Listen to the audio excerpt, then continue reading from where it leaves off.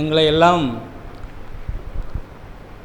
ஆன்மீக பாதையில் ஒவ்வொரு முறையும் சிறு வயதிலிருந்தே வளர்த்தெடுத்தவர்கள் சிவராம சுப்பிரமணியனும் அண்ணன் விஜயரங்கன் அவர்களும்.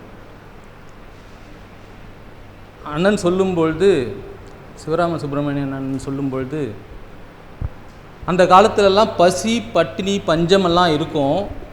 அந்த பஞ்சத்திலெல்லாம் இல்லாமல் இருக்கிறதுக்கு பசுமை புரட்சி வெண்மை புரட்சி எல்லாம் பண்ணார்கள் என்று சொன்னார்கள். ஒன்று சொல்லுகிறேன் சபையவர்களே, ஒவ்வொரு ஊரிலும் கோயில்கள் இருக்கும். அந்த கோயில்களில் கலசங்கள் இருக்கும். அந்த கலசத்தில் விதை நெல்கள் இருக்கும். எவ்வளவு பசி பட்டினி வந்த பொழுதும் அந்த விதை நெல்லை கொண்டு மறுபடியும் வெள்ளாமை செய்து வாழ்ந்த சமூகம் நமது சமூகம். அதை விட்டு இவர்கள் பசுமை வெண்மை புரட்சி பண்ணார்கள். 6 மாதம் வளர வேண்டிய பயிரை 3 மாதத்தில் வளர்த்தால் என்னவாகும்? நீங்கள் இருக்கிற நிலங்களையெல்லாம் உங்கள் அறிவியலை பயன்படுத்தி கட்டடங்களையும் மாளிகைகளையும் கட்டிடுவீங்க. கட்டிட்டு இருக்கிற இடம் இல்லாமல் ஒவ்வொரு விவசாயமும் அங்கே செத்துக்கிட்டு இருக்கான். இதில் நம்ம பொருளாதாரத்தில் உச்சம் அடைந்தோம் என்ற ஒரு வார்த்தையை சொல்லுகிறார்கள். பொருளாதாரத்தில் உச்சம் அடையவில்லை அவர்களே, பொருளாதாரத்தில் மக்களை சுரண்டி உச்சம் அடைந்து கொண்டிருக்கிறார்கள். நாம் வருவதற்கும் போவதற்கும் ஒவ்வொன்றுக்கும் வரிகளை கட்டிக்கொண்டு நாம் அழுது கொண்டு இருக்கிறோம். ஆனால் பெருமுதலாளிகள் வாழ்ந்து கொண்டிருக்கிறார்கள். இதுதான் இந்த அறிவியல் வளர்ச்சியினுடைய மிகப்பெரிய கேடு. இன்றைக்கு அறிவியல் வளர்ச்சியை நாங்கள் குறை கூறவில்லை. அறிவியல் வளர்ச்சி இல்லாமல் எதுவுமே கிடையாது. அறிவியல் வளர்ச்சி ஒன்றுதான்.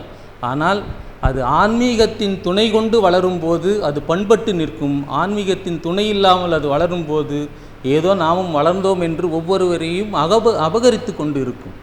நம்மக்கிட்டெல்லாம் ஒரு பிசாசு ஒன்று இருக்குது, செல்ஃபோன்ற ஒரு பிசாசு எல்லாரும் வச்சுக்கிட்டு இருக்கோம். இந்த தேவைக்கு மட்டும் ஐயா சொன்னார்களே, போகும்போது வரும்போது ஃபோன் பண்ணி கூப்பிடுறோம் அப்படின்ட்டு, இது தேவைக்காக நாம் உபயோகப்படுத்துகிறோமா? இதுதான் எங்களுடைய கேள்வி. அறிவியலுடைய வளர்ச்சியினால் வந்த தேவைக்காக அதை எந்த தேவைக்கோ அதை உபயோகப்படுத்துவதே கிடையாது. ரவி அவர்கள் சொன்னார்கள், மூளை முடுக்கெல்லாம் இதை கொண்டு சேர்ப்பார்கள். நல்ல விஷயம்தான், மூளை முடுக்கெல்லாம் கொண்டு சேர்ப்பார்கள். ஆனால் இதையா பார்த்து கொண்டு இருக்கிறார்கள்? ஒவ்வொருவரும் தன்னுடைய முழு நேரத்தையும் அதில் செலவிட்டு, ஒவ்வொரு இளைஞனும் குழந்தைகளும் தன்னுடைய முழு நேரத்தையும் அதில் விரயம் பண்ணிவிட்டு நாம் எதுக்கு வாழ்கிறோம் என்று கூட தெரியாமல் வாழ்ந்து கொண்டு இருக்கிறார்கள் ஐயா. இதுதான் நாங்கள் சொல்ல வருகிறோம். இன்னொன்று சொன்னாங்க, அணு உலையெல்லாம் பிறந்தது அறிவியலால் என்று. இதையெல்லாம் சொல்லாதீர்கள். அணு உலையால் நீங்கள் ஆக்கத்திற்கு பயன்படுகின்ற அணு உலையை எவ்வளவு அழிவுக்கு பயன்படுகின்றது என்பது உங்கள் எல்லோருக்கும் தெரியும். இன்றைக்கு பாலஸ்தீனத்தில் கொத்து கொத்தாக மடிந்து கொண்டிருக்கிறார்கள்.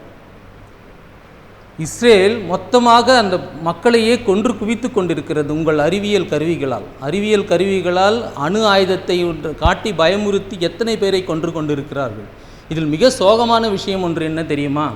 அண்மையில் கொஞ்ச நாள்களுக்கு முன்னால் ஜப்பானில் ஒரு சுனாமி வந்தது. சுனாமி வந்தபோது அந்த அணு உலை வெடித்து சிதறும் என்று பயந்தார்கள். அதில் ஒரு 4 அறிவியல் அறிஞர்கள் மாட்டிக்கொண்டார்கள். அந்த மாட்டிக்கொண்ட 4 அறிஞர்களையும் இவர்களால் மீட்க முடியும். ஆனால் அந்த 4 அறிஞர்களையும் இவர்கள் மீட்கவில்லை என்று சொல்லுகிறார்கள். ஏனென்றால் அவர்கள் மீது பட்ட கதிர்வீச்சு மற்றவர்களுக்கு வெளியே வந்து பட்டால் அவர்களுக்கும் அதனுடைய பாதிப்பு வரும் என்று அந்த 4 பேரையும் மீட்கவில்லை ஐயா.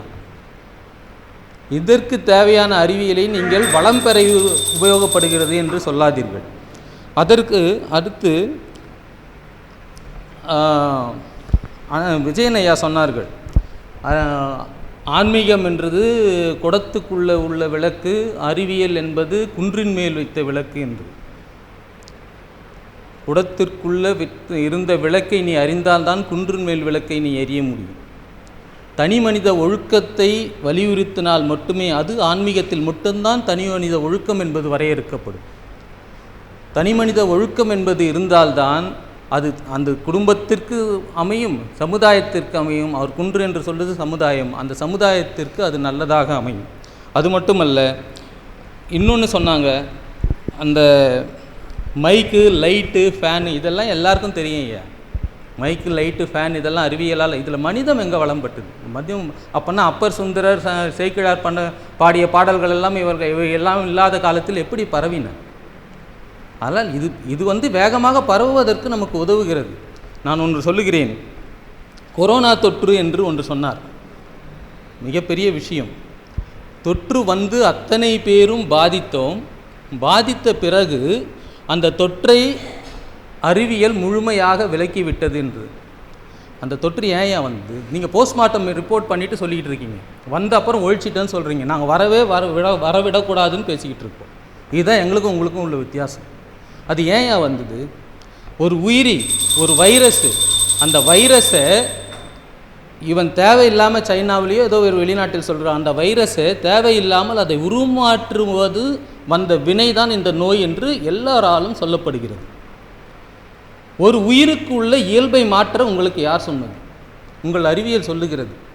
அவ்வை எழுதுவார், வான்குருவியின் கூடு வல்லறக்கு தொல்கரையான் தேன் சிலம்பி யாவர்க்கும் செய்யரிதாம், யாம் பெரிதும் வல்லோமே என்று வலிமை சொல்ல வேண்டாம், யாவர்க்கும் ஒன்றொன்று எளிது என்று எழுதுவார். ஒரு வான்குருவியின் கூட்டை உங்களால் கட்ட முடியுமா? அறிவியலால் கட்ட முடியாது. ஒரு உயிரினுடைய இயல்பு அது வாழ்ந்துட்டு போகுது. அந்த இயல்பை ஏன் எடுக்கிறீங்க? இன்றைக்கி செல்ஃபோனாலும் சிட்டுக்குருவி இனமே அழிஞ்சு போச்சுன்னு சொல்கிறாங்க. அந்த உயிரினுடைய இயல்பை நீங்கள் ஏன் மாற்றுறீங்க?